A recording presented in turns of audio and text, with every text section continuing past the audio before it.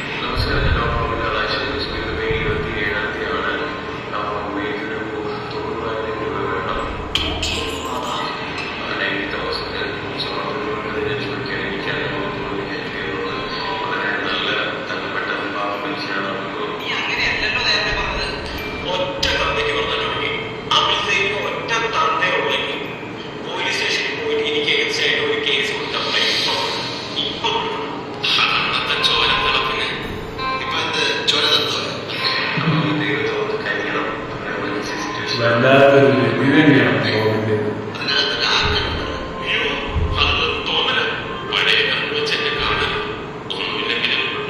കള്ളന്മാർക്ക് എപ്പോഴും ഒരു കാഴ്ചായ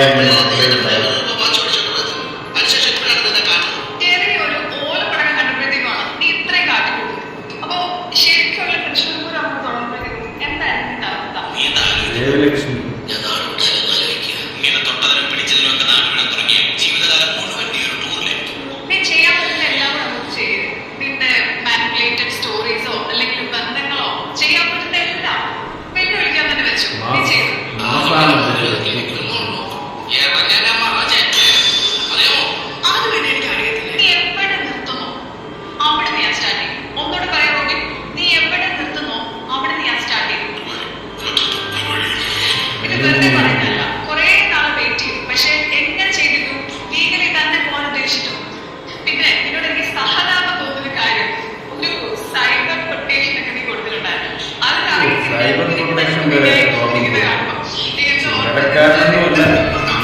സ്ഥാനാർത്ഥിയല്ലേ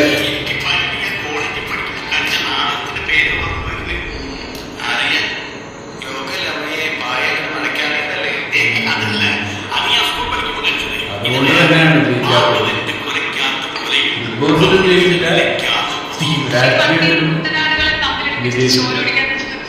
ഇതല്ലേ ചെയ്തത്.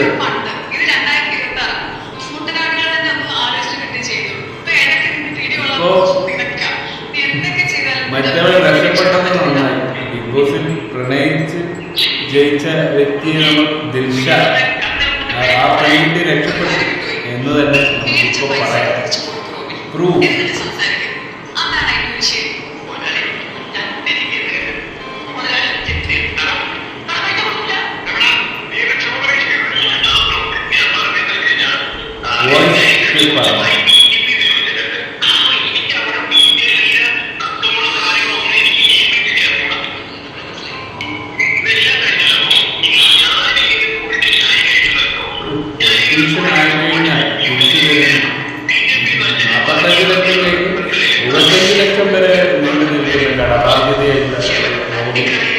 തിരിച്ചു കൊടുക്കേണ്ടത് തിരിച്ചു കൊടുക്കണം.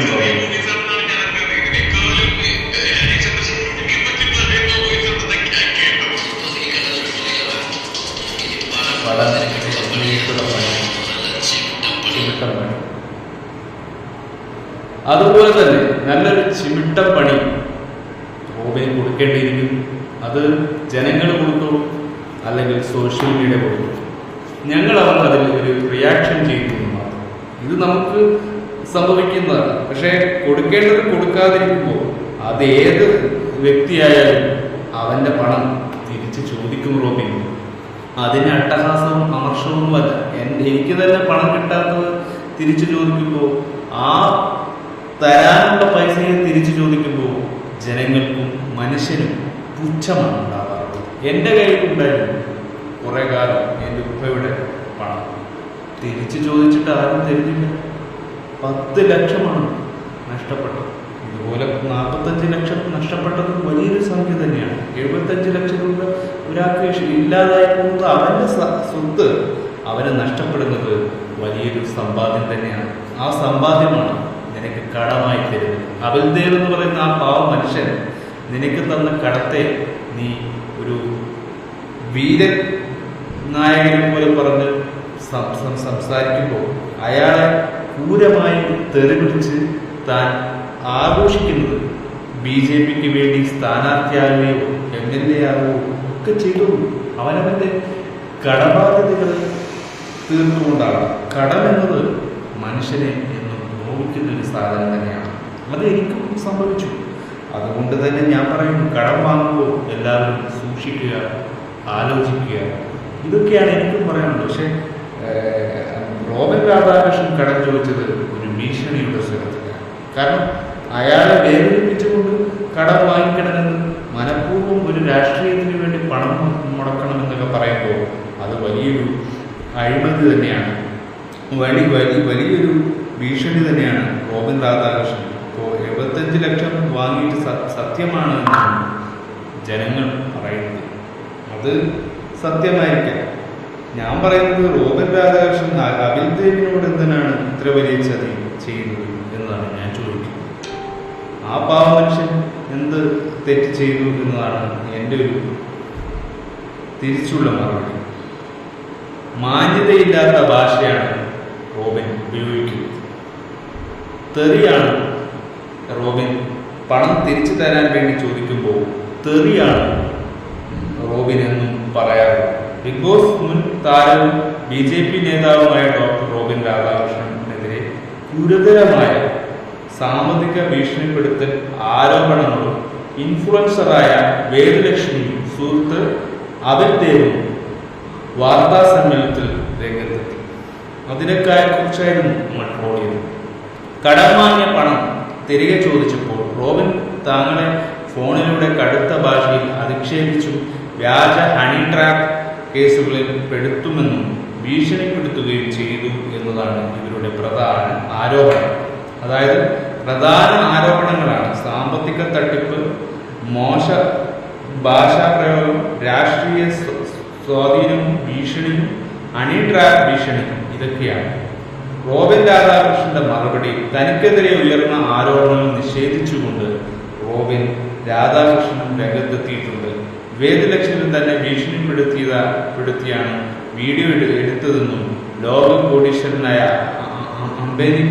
അംബാനിക്ക് വരെ സാമ്പത്തിക ബുദ്ധിമുട്ടുകൾ ഉണ്ടാകാറില്ലേ എന്നും വാർത്താ സമ്മേളനത്തിൽ റോബിൻ ചോദിച്ചു. താൻ നിയമപരമായ വഴിയെ മുന്നോട്ട് പോകുമെന്ന് റോബിൻ വ്യക്തമാക്കി. കൂടുതൽ വിവരങ്ങൾക്കും വാർത്തയുടെ പൂർണ്ണ രൂപത്തിലുമായി അങ്ങനെ വാർത്താ മാധ്യമങ്ങളിൽ വന്ന റോബിൻ കേസ് കൊടുക്കുന്നു. അതായത് പണം തിരിച്ചു കിട്ടേണ്ടവനാണ്, കൊടുത്തവനെതിരെ കേസ് കൊടുക്കുന്നു. പണം തിരിച്ചു കൊടുക്കാനുള്ളവൻ അങ്ങോട്ട് കേസ് കൊടുത്ത് ഒരു പരാതി ഉണ്ടാക്കും. എന്തിനാണ് ഇതൊക്കെ ചവർ കേസുകളാണ്. ഇതൊക്കെ ട്രോളാൻ വേണ്ടി മാത്രം നിന്ന് കൊടുക്കുന്ന ഒരു സോഷ്യൽ റിയാക്ഷൻസ് ആണ്.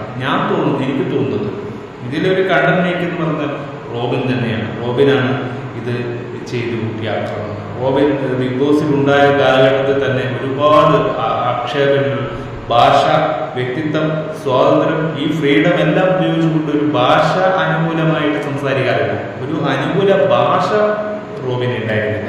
അന്നും വലിയൊരു ഗൗരവത്തോടെ സംസാരിക്കുന്ന ഒരു ബിഗ് ബോസ് താരത്തെയാണ് ഞാൻ കണ്ടിട്ടുള്ളത്. മുമ്പ് സീസണുകളിൽ റോബിൻ വന്നപ്പോഴും റോബിനായിരുന്നു കൂടുതൽ ആരാധകർ. റോബിനായിരുന്നു അന്നും വലിയ ഫേമസും. ആ ഫാൻസിൻ്റെയൊക്കെ പവർ കൊണ്ടാണ് രാഷ്ട്രീയത്തിലെത്തിയത്. അല്ലാതെ സ്വയം അങ്ങ് കാലം നിവർത്തിയിരുന്ന് രാജാവാൻ നോക്കിയപ്പോൾ ആ കിരീടവും നഷ്ടപ്പെട്ടപ്പോൾ റോബിൻ രാഷ്ട്രീയത്തിലേക്ക് പ്രവർത്തിച്ചു. റോബിൻ ഒന്നും നേടാനായില്ല. റോബിൻ ഒരു സിനിമയിൽ അഭിനയിക്കുമെന്ന് പറഞ്ഞ് ജനങ്ങളെ നിരാശപ്പെടുത്തി. അങ്ങനെ പല കാര്യങ്ങൾ റോബിൻ നിരാശപ്പെടുത്തിയിട്ടേ ഉള്ളൂ. ഇതിലൊന്നും ഒരു വാസ്തവവുമില്ല. റോബിൻ പറയുന്ന പല കാര്യങ്ങളും തെളിവുകൾ സൃഷ്ടിപ്പിക്കാൻ വേണ്ടി നടക്കുന്നു എന്ന് മാത്രമേ പറയാൻ കഴിയൂ. പല കാര്യങ്ങളും ഭാഷാ വ്യത്യാസത്തിൽ റോബിൻ പറയുന്നത് സത്യമാണെന്ന് ഒരിക്കലും നമുക്ക് പോകാൻ കഴിയില്ല. കാരണം എതിർഭാഗത്ത് പറയുന്നവരുടെയും കാര്യത്തിൽ അങ്ങനെ തന്നെയാണ്. നമുക്ക് ആരുടെ പക്ഷത്തും നിൽക്കാൻ കഴിയില്ല. ഇതൊരു പ്രതിഷേധം പോലെയാണ് എനിക്ക് തോന്നുന്നത്. ഞങ്ങൾ അതുപോലെ റിയാക്ട് ചെയ്യുന്നു. നമ്മുടെ ആരുടെയും കൂടെ നിൽക്കുന്നില്ല. കൊടുത്തവരും വാങ്ങിയവരും ബുദ്ധിമുട്ടനുഭവിക്കും. കടം വാങ്ങുക, കൊടുക്കുക എന്ന് പറയുന്നത് വലിയൊരു ബാധ്യതയാണ്. ആ ബാധ്യത ഒരിക്കലും നിറവേറ്റാതെ ഒരു മനുഷ്യനും ഒരാളുടെ സമ്പാദ്യം സൂക്ഷിപ്പുകാരനായി നിന്നാലും അവരുടെ സമ്പാദ്യം തിരിച്ചു കൊടുത്തിരിക്കണം. കാരണം അവരുടെ കയ്യിൽ നിന്ന് കാശ് വാങ്ങിയിട്ട് അത് തിരിച്ചു കൊടുക്കാതെ, അവരുടെ കാശ് സൂക്ഷിച്ചു വെച്ച് അത് മറ്റുള്ളവർക്ക് കൊടുക്കാതെ അതിലൂടെ എന്ത് നേട്ടമാണ് കിട്ടുന്നത്? അല്ലാതെ പണം അത് വെറുതെ കിട്ടുന്നത്. അതില്ലാതെ മനുഷ്യനില്ല എന്ന് ഏറ്റവും കൂടുതൽ വിശ്വസിക്കുന്നവനാണ്. പണം ഇല്ലാതെ ഈ ലോകത്തിൽ ഒരു മനുഷ്യൻ, ഒരു ഹ്യൂമനെ ഒരിക്കലും വിശ്വസിക്കുകയും ചെയ്യില്ല, അവനെ പ്രൊട്ടക്ട് ചെയ്യുകയും ചെയ്യില്ല. പണമില്ലെങ്കിൽ അവനൊരു ശവന്തേനി തന്നെയാണ്. അവനെ വിഷമാക്കി കളയും, അവനെ ശവമാക്കി കളയുന്ന ഒരവസ്ഥ ലോകത്തിലെ ഏറ്റവും വലിയ ബുദ്ധിമുട്ടുള്ള അവസ്ഥയാണ്. അത് ഞാനും അനുഭവിക്കുന്നുണ്ട്. പണമില്ലാതെ എത്ര പേർ കഷ്ടപ്പെടുന്നുണ്ട്. ആ ഇതിലാണ് എനിക്ക് 90 ലക്ഷം 75 ലക്ഷം ഒരാളോട് കടം വാങ്ങി മീഡിയയിലൂടെ ചോദിക്കുന്നത് എന്തൊരു വിരോധാഭാസമാണ്. ഈ വിരോധാഭാസങ്ങളിലേക്ക് നമുക്ക് കേട്ടു എത്ര മടുത്ത കാര്യങ്ങളാണ്. ഒരു മീഡിയയിലൂടെ, ഒരു പബ്ലിക്കിലൂടെ കടം വാങ്ങി കൊടുത്തതിൻ്റെയൊക്കെ പ്രൂഫും ഒക്കെ കൊടുത്തിട്ട് നീ കൊടുത്തിട്ടില്ല, കണ്ടിട്ടില്ല, ഞാനൊന്നും അറിയില്ല, നാമനാരായണ എന്ന് പറഞ്ഞ് സോഷ്യൽ മീഡിയയിലൊന്ന് പറഞ്ഞ് ആര് വിശ്വസിക്കും? ഏത് വ്യക്തി വിശ്വസിക്കും? ആരുടെ കൈകളിലും ഒരു യഥാർത്ഥ സത്യം ഉണ്ടാവില്ല. സത്യം അവനവനിൽ തന്നെ നിലനിൽക്കുന്ന കാലഘട്ടത്തിൽ നീ തന്നെ ആ സത്യം വെളിപ്പെടുത്തിയെന്നല്ലാതെ ഇതിന് ഉത്തരവൊന്നുമില്ലാതെ നമുക്കും വായ്പ